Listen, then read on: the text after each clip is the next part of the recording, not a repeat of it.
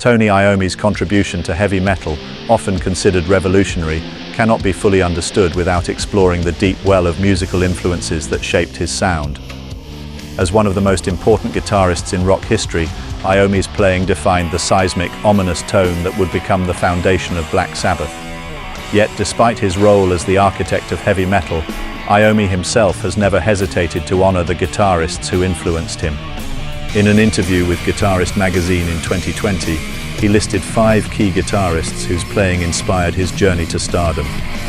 At the root of Iommi's early influences lies Buddy Holly, a pioneer of rock and roll whose work demonstrated the power of simplicity. Holly's career, though tragically cut short, left an indelible mark on popular music with its clean melodies, catchy hooks, and effortless charm. For Iommi, Holly represented more than just a great songwriter.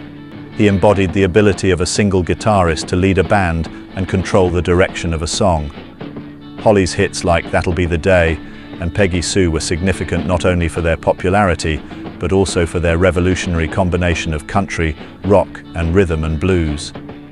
In Iommi's hands, Holly's melodic sense would be transformed into something far heavier, but the structure, the discipline of carrying a song with the guitar, remained intact.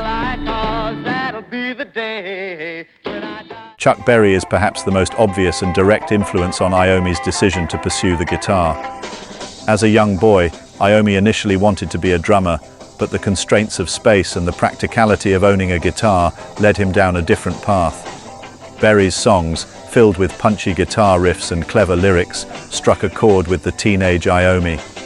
The raw energy of Johnny B. Good and Maybelline spoke to the nascent rock star, not only as a musician, but also as a songwriter.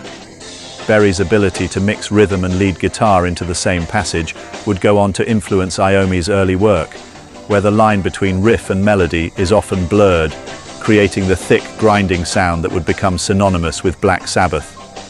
Berry's rhythm work, particularly his use of fast, choppy chords, found its way into Iommi's playing as well. Black Sabbath's music, heavy as it was, often relied on a strong rhythmic drive that could trace its lineage back to Berry's early rock and roll work. Berry's influence on Iommi also extended to stage presence. His energetic performances and confident, charismatic guitar playing helped define the image of the rock guitarist as a central figure, a legacy Iommi would carry forward in his own way.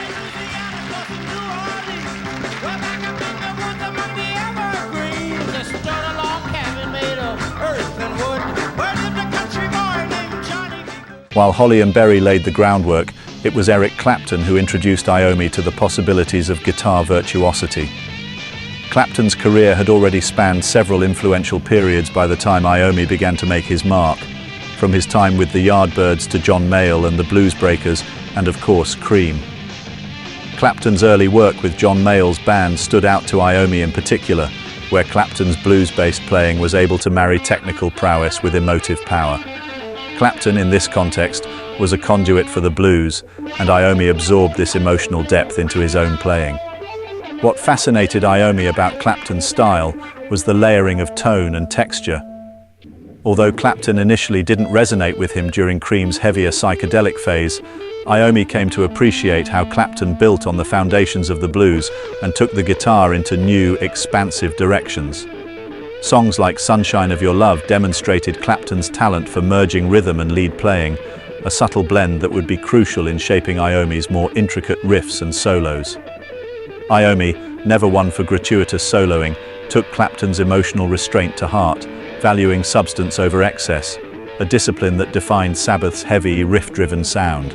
But where Clapton represented emotional depth, Eddie Van Halen brought innovation and virtuosity.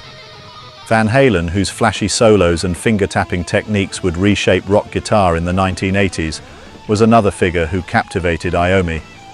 Touring together in Van Halen's early years, Iommi watched with admiration as Eddie's electric performances and technical innovations pushed the boundaries of rock guitar.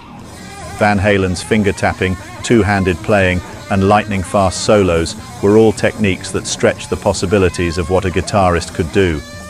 Iommi's music didn't rely on speed in the same way, but Van Halen's boundary-pushing inspired him to think beyond the traditional role of the guitar.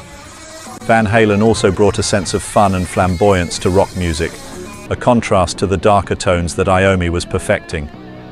Yet, for all the differences in style, the admiration between the two musicians was mutual. Van Halen's revolutionary guitar playing pushed Iommi to explore new ideas and take risks, whether through technical experimentation or by rethinking his own approach to composition. If Van Halen brought technical mastery to Iommi's world, it was Jimi Hendrix who fully ignited his passion for the guitar's creative potential. Hendrix, whose reputation as a guitar icon remains unrivaled, was more than just an influence on Iommi. He was a revelation. Hendrix's bold use of distortion, feedback, and unconventional techniques transformed the guitar from an instrument into a force of nature. For Iommi, Hendrix was the epitome of musical fearlessness, pushing the boundaries of what rock music could sound like. Hendrix's ability to fuse blues, rock, and experimental elements into something cohesive was particularly inspiring to Iommi. Songs like Purple Haze, with its otherworldly tones and aggressive playing, struck a chord with Iommi, who was already searching for ways to make his own sound heavier and more impactful. Hendrix's influence can be heard in Iommi's use of sustain and feedback, creating a wall of sound that gave Black Sabbath its distinctive weight. The way Hendrix played with the guitar, upside down, behind his back, using his teeth, showed Iommi that there were no rules when it came to playing, a lesson that would liberate him as he crafted his own groundbreaking riffs. It was Hendrix's sheer inventiveness that resonated most deeply with Iommi. Whereas other guitarists of the era were perfecting their craft within established conventions, Hendrix broke those conventions down entirely. Iommi's tribute to Hendrix is not simply in mimicking his techniques, but in embracing the spirit of constant exploration and reinvention. This willingness to push the boundaries of his instrument became a hallmark of Iommi's work, culminating in the brooding, dark atmospheres that defined Black Sabbath's sound. Through these five giants, Holly, Berry, Clapton, Van Halen, and Hendrix, Tony Iommi found his voice. Each one contributed a crucial element to his development, from Holly's structure and Berry's rhythm, to Clapton's emotional depth, Van Halen's technical brilliance, and Hendrix's raw innovation. The result was a guitarist who could forge a new genre while remaining deeply connected to the roots of rock and blues. Iommi's playing, while revolutionary in its own right, stands as a testament to the musicians who came before him, an unbroken line of influence that connects the early days of rock and roll to the thunderous birth of heavy metal.